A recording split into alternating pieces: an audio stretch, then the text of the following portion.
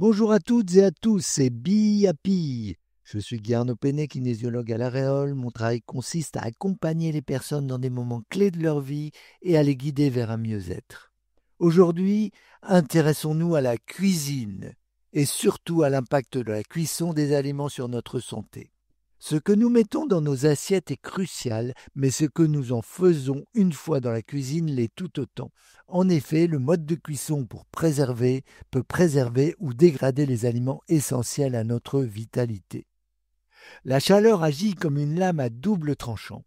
Elle rend certains aliments plus digestes, détruit les germes et améliore la biodisponibilité de certains nutriments. Par exemple, la cuisson des tomates augmente la disponibilité de lycopène, un puissant antioxydant. Mais elle peut aussi dégrader les vitamines fragiles comme la vitamine C et certaines vitamines du groupe B. Certaines méthodes de cuisson peuvent même générer des composés potentiellement toxiques. Les aliments trop grillés ou carbonisés produisent des substances comme les hydrocarbures aromatiques polycycliques, HAP, ou l'acrylamide, associés à des risques pour la santé. Alors, voyons quels sont ces modes de cuisson. La cuisson à vapeur, d'abord, championne de la préservation des nutriments. Elle évite l'ajout de matières grasses et limite les pertes dans l'eau. Le pochage et l'ébullition sont simples mais gourmandes en vitamines hydrosolubles car celles-ci migrent dans l'eau de cuisson. Une astuce, récupérer l'eau pour en faire des sauces ou des soupes. La cuisson au four permet des plats savoureux, mais attention aux températures qui peuvent dégrader les nutriments et générer des toxines. Le barbecue et la poêle, parfait pour les saveurs, mais il faut rester vigilant. Une cuisson trop intense peut nuire à la qualité nutritionnelle et augmenter les substances indésirables. Le micro-ondes est pratique et rapide. En cuisant les aliments rapidement et avec peu d'eau, il permet de préserver de nombreuses vitamines, notamment les vitamines hydrosolubles. La friteuse à air fryer qui permet de cuire les aliments de manière plus saine, sans excès d'huile d'une friteuse traditionnelle.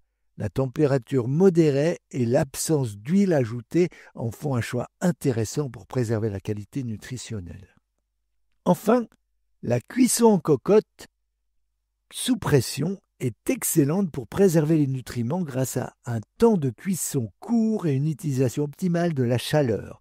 Cependant, certains aliments très fragiles comme les légumes verts riches en vitamine C peuvent être sensibles à cette méthode. Alors, comment choisir son mode de cuisson ? Eh bien d'abord, il faut favoriser les cuissons douces et rapides. La cuisson vapeur, la papillote, l'air fryer sont vos alliés pour préserver les nutriments fragiles. Ensuite, il faut varier les méthodes. Chaque technique a ses avantages et ses inconvénients, alors alternez pour profiter des bénéfices de chacune. Il faut éviter les températures trop élevées. Privilégier des cuissons en dessous de 180 et même, comme le dit le professeur Seignalé, en dessous de 110 degrés. Ne surchargez pas vos aliments de matières grasses. Préférez les huiles résistantes à la chaleur, comme l'huile d'olive ou l'huile de coco, et utilisez-les en quantité raisonnable. Conservez le jus de cuisson. Ils contiennent souvent des vitamines et minéraux relâchés par les aliments. Et enfin, cuisez juste le temps qu'il faut, de manière à garder le maximum de vos aliments. La cuisson est une étape cruciale qui peut soit renforcer, soit réduire les bienfaits de vos aliments. En adoptant quelques gestes simples, vous pouvez maximiser vos apports en nutriments, et préserver votre santé au quotidien. Et n'oubliez pas, si vous voulez de l'aide pour améliorer vos habitudes alimentaires ou votre bien-être, contactez-moi sur labyrinthe-kinésiologie.fr. À très bientôt et prenez soin de vous. Be happy!